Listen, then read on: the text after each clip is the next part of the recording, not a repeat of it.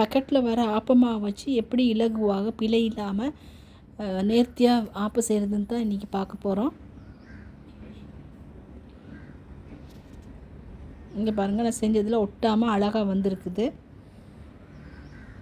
இங்கே நான் வந்து பக்கெட் மாவை தான் எடுத்துருக்கிறேன். நான் வந்து ஃபுல்லாக எடுக்கலை, அதில் ஆஃப் தான் எடுக்க போகிறேன். அதாவது 1 டம்ளர் தான். 1 டம்ளர் வந்து இங்கே 200 கிராம் விழுது.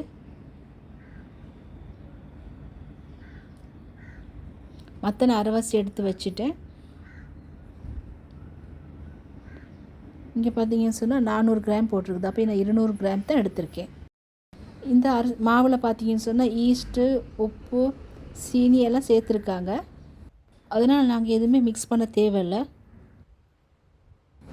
இதுக்கு பாலுக்கு நான் வந்து இந்த பெரிய தேங்காய் அரைவாசி எடுத்திருக்கேன். இந்த அரைவாசியை நான் வந்து திருவி எடுக்க போகிறேன் பால் எடுக்கிறதுக்கு. இந்த பாருங்கள், திருவி எடுத்துட்டேன் தேங்காவை.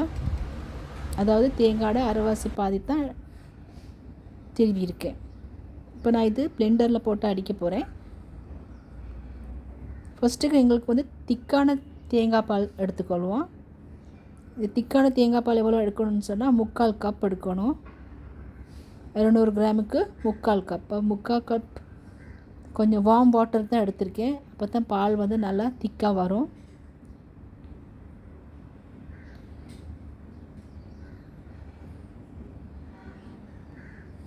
முக்கால் கப்புனா இந்த டீ கப் தான் சொல்கிறேன்.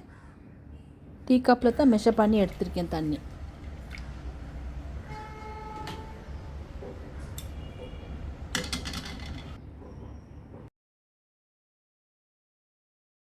முதல்ல எடுக்கிற கட்டி பால் நல்லா திக்காக எடுத்துக்கொள்ளணும்.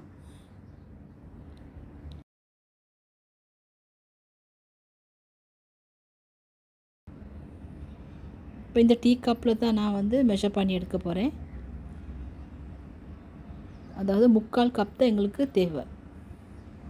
இப்போ நான் இதை வந்து ஓரமாக எடுத்து வச்சுக்கொள்கிறேன். இப்போ அடுத்தது நாங்கள் 2வது பால் எடுத்துக்கொள்ளணும்.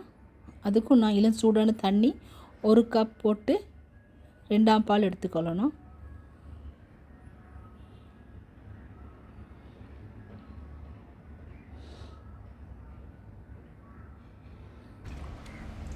இந்த நான் மிக்சியில் தான் அடித்து எடுத்துருக்கிறேன். இந்த மாதிரி செஞ்சு எடுத்துட்டா பால் வந்து கொஞ்சம் திக்காக வரும்.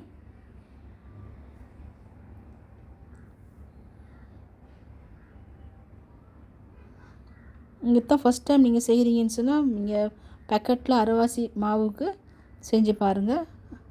இப்போ உங்களுக்கு ஈஸியாக இருக்கும். இப்போ 2வது பாலையும் எடுத்து வச்சுட்டேன். இப்போ நான் இங்கே மாவு எடுத்து வச்சுருக்கேன் 200 கிராம் உங்களுக்கு நான் சொல்லிட்டேன்.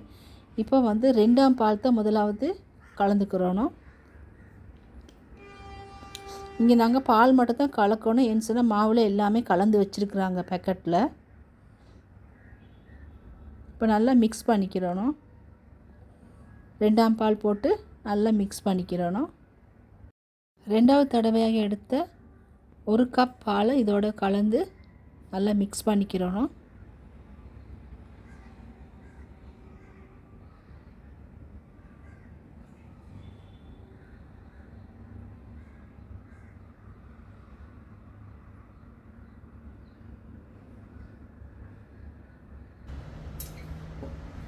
இப்போ நல்லா கலந்தாச்சு. இப்போது 15 நிமிஷம் அப்படியே மூடி வைப்போம். 15 நிமிஷத்துக்கு கழித்து திரும்ப எடுத்து முதலாவது எடுத்த கட்டிப்பாலை இதோடு சேர்த்துக்கிறணும். இந்த கட்டிப்பாலை போட்டு நல்லா மிக்ஸ் பண்ணிக்கிறணும். இது கட்டிப்பால் தான் இந்த ஆப்பத்துக்கு நல்ல ஒரு டேஸ்ட்டை கொடுக்கும்.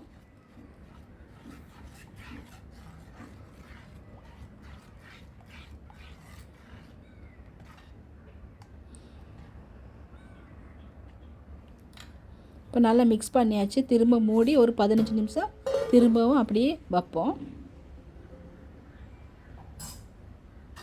இப்போ திரும்ப 15 நிமிஷம் முடிஞ்சிருச்சு.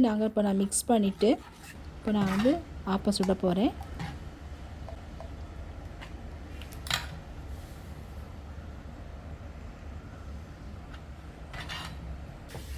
இங்கே பார்த்தீங்கன்னா இந்த ஆப்பத்தாச்சில் தான் நான் ஆப்பு செய்ய போகிறேன். இந்த ஆப்பத்தாச்சில் நான் வந்து ஏற்கனவே சிக்கனெல்லாம் பொரிக்கிறதுக்கு யூஸ் பண்ணியிருக்கிறேன்.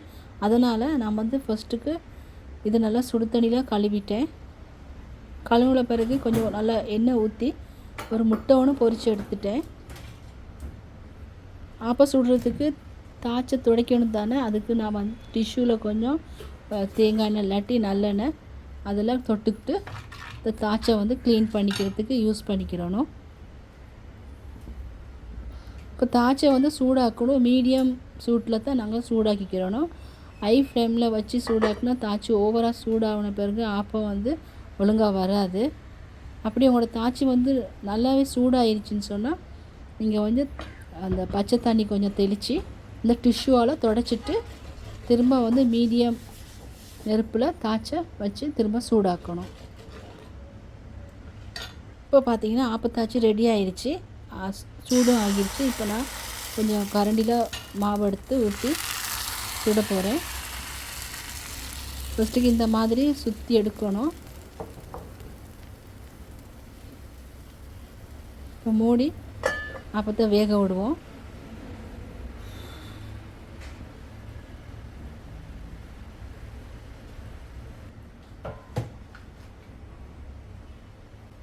இப்போ திறந்து பார்ப்போம் ஆப்பம் என்ன மாதிரி வருதுன்னு சொல்லி.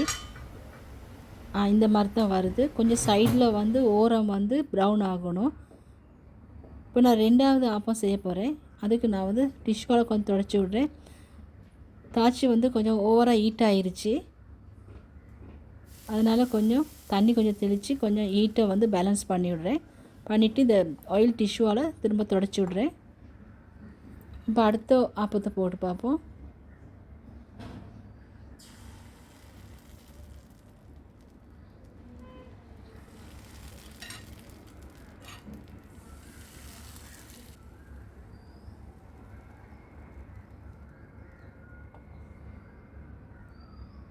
இந்த ஆப்பம் பார்த்திங்கன்னா சும்மாவே நல்லா அழகாக கலண்டு வருது, ஒட்ட எதுவும் இல்லை. இந்த மாதிரி நீங்கள் இதில் கொடுத்துருக்க டிப்ஸ் எல்லாம் யூஸ் பண்ணி செஞ்சு பாருங்கள், நல்லா வரும்.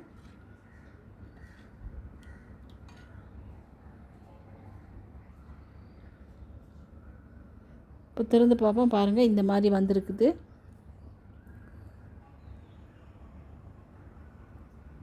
ஒரு வுடன் ஸ்பூன் ஒன்று வச்சுக்கிட்டால் இந்த மாதிரி கலட்டி எடுத்துக்கிறதுக்கு ஈஸியாக இருக்கும்.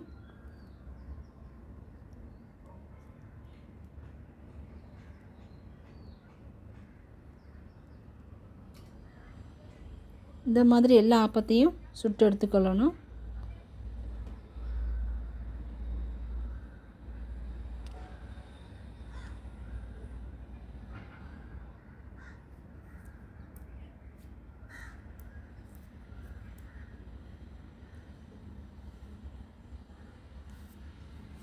உங்களுக்கு இந்த மாதிரி பக்கெட்டில் மாவு கிடச்சிச்சின்னு சொன்னால் இனிமேல் இந்த மாதிரி செஞ்சு பாருங்கள், பிழை இல்லாமல் அழகாக செஞ்சு எடுத்துக்கிறலாம்.